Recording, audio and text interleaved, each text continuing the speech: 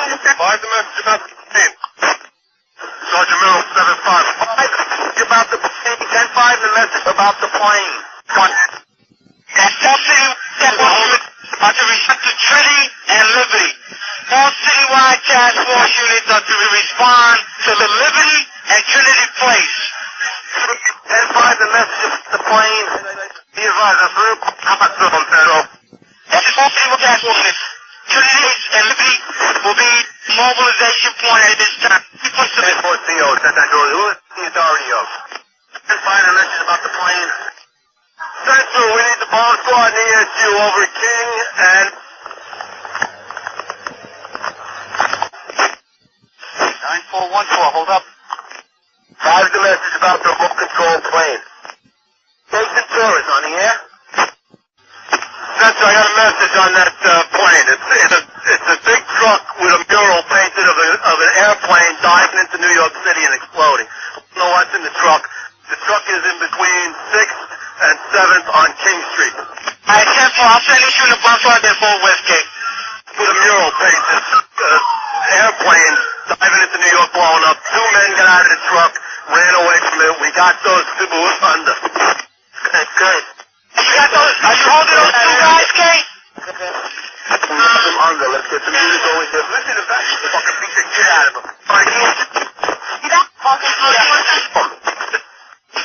Alright, listen, you need any further on those 2 guys over there? You alright on it, Kay? We have both suspects under, Kay. We have the suspects who drove in the van exploded. We have both of them under, Kay. Let's get some help over here. Now, I'm sending you ESU there. I just want to make sure you and your guys are alright over there, Kay, that's all. What's the location of that, Kay? Put them up.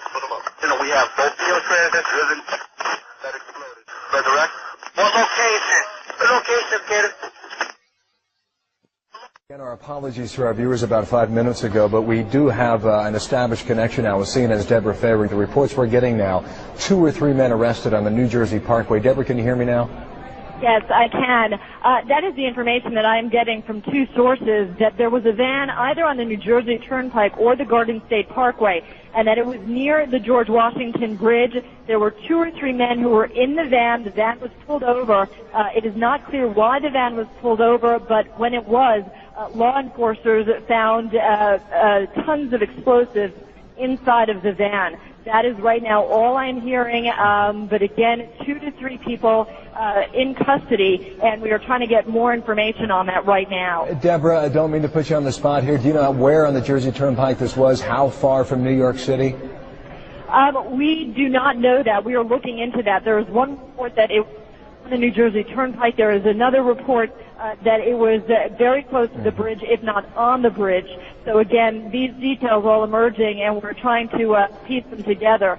But that's what we've got so far. 2 to 3 people in custody right now, found with a van filled with explosives. All right, well understood. Deborah, where are you tonight?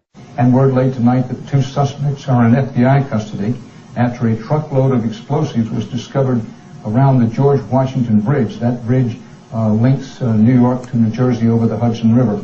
Whether the discovery of those explosives has anything to do with other events of the day is unclear, but the FBI has 2 suspects in hand, said the truck load of explosives, enough explosives were in the truck to do great damage to the George Washington Bridge. But they arrested the 2 suspects and they're questioning them as we speak.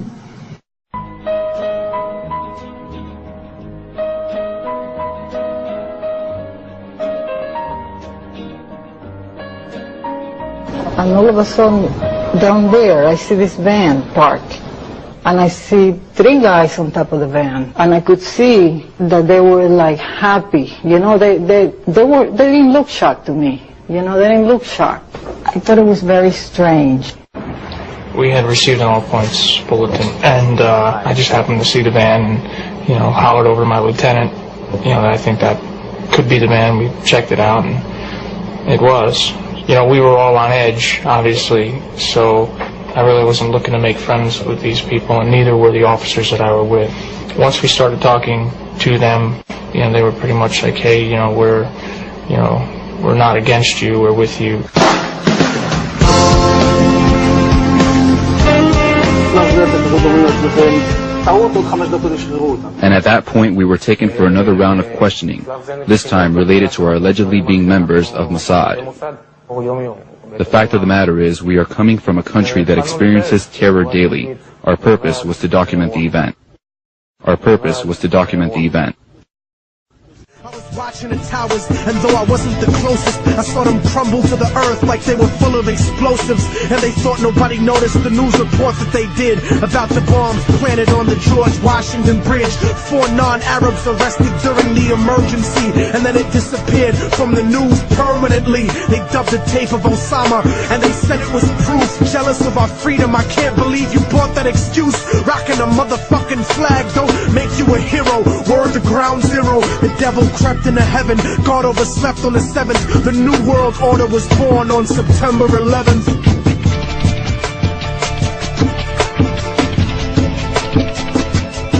Father, forgive them, for they don't know right from wrong.